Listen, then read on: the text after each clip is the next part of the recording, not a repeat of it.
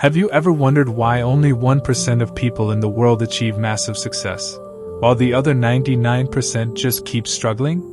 What's the real difference between an ordinary person and a legend? It's not luck. It's not even hard work alone.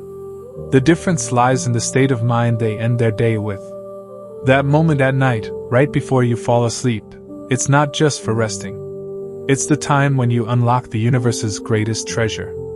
What I'm about to share with you today could be the biggest turning point in your life.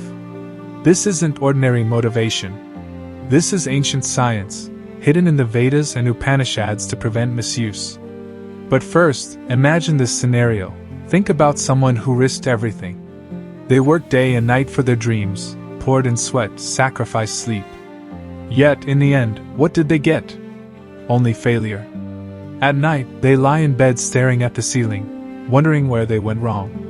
Tears fill their eyes, but they can't cry. They have to stay strong for their family. Inside, they're broken. They feel like God or the universe is against them. Have you ever felt that? Have you ever wanted to scream, but no voice came out? If you've experienced this helplessness, this pain even once in your life, go to the comment box right now and type, "I feel it." Because today's session is only for those who want to turn this pain into their greatest strength. Comment now to send a signal to the universe that you're ready to change. The technique we're discussing today is called sleep programming in modern neuroscience. In our ancient culture, it's known as Yog Nidra and Swapna sadhana. This secret knowledge was used by geniuses like Thomas Edison for inventions and by ancient Egyptians to advance their civilization. But in today's world, we've forgotten it. We scroll through junk on our phones before bed, negative news, drama, and fall asleep in that negative vibration. Then we complain why good things aren't happening in our life. Remember, those last 2 minutes before sleep control your entire life. Master them, and no force in the world can stop your success. Our scriptures say, "What is in the macrocosm, universe, is also in the microcosm, body." When you go to sleep, you're not just closing your eyes, you're shifting from one dimension to another. Your conscious mind, logical brain, sleeps, while your subconscious mind fully awakens. Whatever command you give it then, it treats as an order and works to fulfill it all night. Modern neuroscience proves, while awake, your brain is in beta state, full of logic and fear. But as your eyelids get heavy before sleep, it enters alpha state, then theta state. Scientists call this the hypnagogic state, where the veil between conscious and subconscious is thinnest. History shows geniuses like Thomas Edison and Albert Einstein solved their toughest problems in this state. Edison often held steel balls in his hands while napping in a chair. As he drifted off, the balls would drop, waking him up right at the edge of sleep, capturing ideas his logical mind could never reach. Our ancient sages decoded this thousands of years ago. The Mandukya Upanishad describes 4 states of consciousness: waking, Jagrat, dreaming, Swapna, deep sleep, Sushupti, and the 4th, Turiya, pure awareness beyond all. What the world calls law of attraction or subconscious programming is actually the Vedic science of Sankalpa. The Rig Veda says the universe is made of vibrations, and your thoughts are vibrations too. When you hold a thought before sleep, you hand it directly to cosmic intelligence. It's like searching on Google and hitting enter. You don't worry if results will come, you trust the server. Those last 2 minutes before sleep are your brain's enter button. Ancient Egypt had sleep temples where people slept to heal illnesses or find solutions, believing the soul communicates with gods in sleep. Greek philosophy had incubation techniques, sleeping in temples for answers. This knowledge wasn't limited to India. Great civilizations worldwide knew sleep isn't just rest, it's the soul's recharge station. But in Kali Yuga, we've forgotten it. Modern life keeps us so busy we see sleep as a waste of time. If you want anything, money, health, peace, it all passes through your subconscious. You can work hard all day, read books, but wrong night programming destroys your dreams with negative thoughts. Now, let's talk about the supreme technique taught by Lord Shiva in the Vijnana Bhairava Tantra. There, Shiva explains to Parvati how to enter Shunya, the void, through Dharana's meditations. Before sleep, lie down in bed, completely relax your body, This is Shavasana in yoga. When the body sleeps but the mind stays awake, that's the magical moment. Close your eyes, focus on your breath. As your mind calms, ask yourself one question whose answer you seek, about career, relationships, health, anything. The biggest mistake 99% make, after asking, they start logically thinking of answers. Don't do that. Don't use your logical mind. Just hold the question like lighting a torch in a dark room. Plant it like a seed in your mind, then enter Sakshi Bhava, witness consciousness. Simply observe without judgment, without anxiety. In the Bhagavad Gita, Lord Krishna says, "The one who acts without attachment to results is the true yogi." Here, your action is asking the question and falling asleep. The answer is the work of that supreme power, call it God, universe, or subconscious. To be continued in the next video, where we dive deeper into the technique with more examples and how to apply it powerfully. Have you ever felt stuck, wondering why success stays out of reach? In the last part, we covered how those final moments before sleep are your brain's most powerful programming window. Now let's go deeper. When you ask the question and stay silent, your mind treats it not as a puzzle but as a command. Psychology calls this the Zeigarnik effect. Your brain remembers unfinished things. By falling asleep without solving it, your subconscious works all night, building new neural connections, scanning old data, linking to universal knowledge. The Vedas call this Hiranyagarbha, the golden womb from which everything emerges. This process is so powerful that answers often come in dreams, sudden epiphanies upon waking, or even through someone else's words the next day. It's not magic, it's quantum physics. Set the frequency before sleep, and the universe starts attracting matching things. But caution, this technique is powerful yet sensitive. Doubt or fear pollutes the signal. The Upanishads say, Bhavo hi vidyate diva, God resides in your feeling. Ask like a child trusts their mother, pure faith, called Shraddha. Modern studies show, the emotion before sleep loops in your nervous system all night. Worry programs 8 hours of anxiety. Hope programs success. Choice is yours. Swami Vivekananda said every soul has the potential to become divine. It's hidden in the subconscious. Practice this nightly. At first, your mind may wander. Don't quit. Scriptures say abhyasa, practice, and vairagya, detachment, control the mind. You're not just flesh and bones, you're infinite energy. Soham asmi, I am that. This isn't just motivation, it's the key to unlock your destiny. Empires were built on this vision. Great inventions happened in this silence. Tonight, keep your phone away. Silence the world's noise. Listen to your inner stillness. Bring up that one question troubling you, then release it into the darkness, from where light will emerge. Your mind is a supercomputer needing the right code. Those 2 minutes can change your destiny. This isn't a habit, it's sadhana tapasya.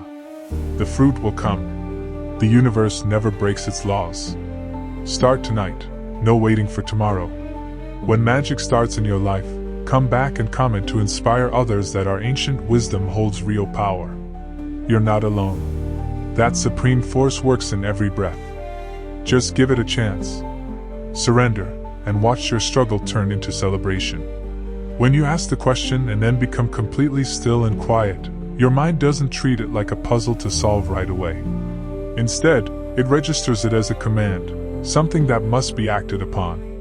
In psychology, there's a powerful term for this, the Zeigarnik effect. It means our brain has a natural tendency to remember unfinished or interrupted tasks far better than completed ones. It creates a kind of mental tension that keeps the issue alive in your subconscious. So when you plant that question before sleep and drift off without forcing an answer, your mind keeps working on it all night long. New neural connections form. Old memories and experiences get scanned and reconnected.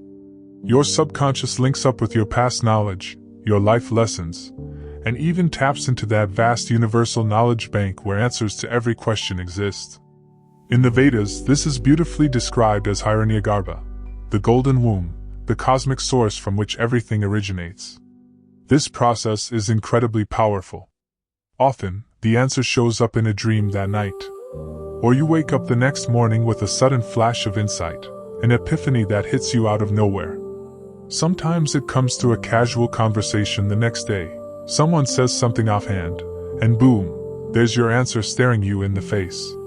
This isn't coincidence or miracle. It's real science, quantum physics in action. By setting a clear frequency, your question with pure intent, before sleep, the universe begins aligning matching vibrations and opportunities toward you. But here's the important warning: this technique is as powerful as it is sensitive. If you ask the question laced with doubt, fear, or worry, it won't work effectively. The Upanishads say it clearly: Bhavo hi vidyate diva. The divine resides in your feeling, in your emotion. If doubt clouds your feeling, you're sending a confused, mixed signal to the universe. Instead, ask like a small child asks their mother, with complete, innocent trust. The child knows whatever mom gives will be right and for their good. That pure trust is what we call Shraddha, deep faith. Modern studies confirm this. The dominant emotion right before sleep loops through your nervous system for the entire night. Fall asleep in worry, and you're practicing 8 hours of anxiety. Fall asleep with hope and expectation of a solution, and you're practicing 8 hours of success. The choice is yours. Swami Vivekananda beautifully said that every soul has the divine potential to become godlike. That potential is hidden right in your subconscious mind. When you start practicing this technique every night, the first few days might feel strange. Your mind could wander or resist. Don't give up. Our ancient scriptures teach that the only way to master the mind is through abhyasa, consistent practice, and vairagya, detachment. Understand this deeply. You are not just a body of flesh and bones. You are an infinite source of energy. Sohamasmi, I am that. What I've shared today isn't some ordinary motivational talk. This is the actual key to unlock the lock on your destiny. The biggest empires were built on this inner vision. The greatest inventions emerged from this profound silence. Tonight, when you go to bed, put your phone far away. Mute the noise of the world. Listen to the stillness inside you. Bring up that one question that's been troubling you, hold it gently in your mind, and then release it into the darkness, from where the ray of light will eventually burst forth. Believe me, your mind is a supercomputer that just needs the right programming. Those last 2 minutes before sleep can literally rewrite your destiny. This isn't just a habit. It's sadhana, a spiritual practice, a tapasya, and its fruits will surely come to you. This is a universal law, and the universe never breaks its own laws. Start this process tonight. Don't wait for tomorrow. Tomorrow never truly arrives. And when the magic begins to unfold in your life, when you see real changes, come back to this video and comment to let others know. Show them the incredible power hidden in our ancient wisdom. Remember, you are never alone. That supreme power is working within you every moment, with every breath. Just give it the chance to operate. Surrender, and watch how your life transforms from a constant struggle into a beautiful celebration. Now, to make this technique even stronger, let's look at a few more historical examples that prove just how effective it has been across time. Take Salvador Dali, the legendary artist. Like Edison, he used a similar method. He'd sit in a chair holding a spoon, or sometimes a key, over a metal plate. As he drifted into that light hypnagogic state, the spoon would fall with a clang, waking him right at the edge of sleep. He captured wild, surreal ideas and images from that brief twilight zone, ideas his fully awake mind could never reach. This helped fuel his iconic, dreamlike paintings. Similarly, the chemist Auguste Kekulé discovered the ring structure of benzene, the foundation of modern organic chemistry, through a famous vision. While dozing by the fire in a semi-sleep state, he saw atoms dancing like snakes.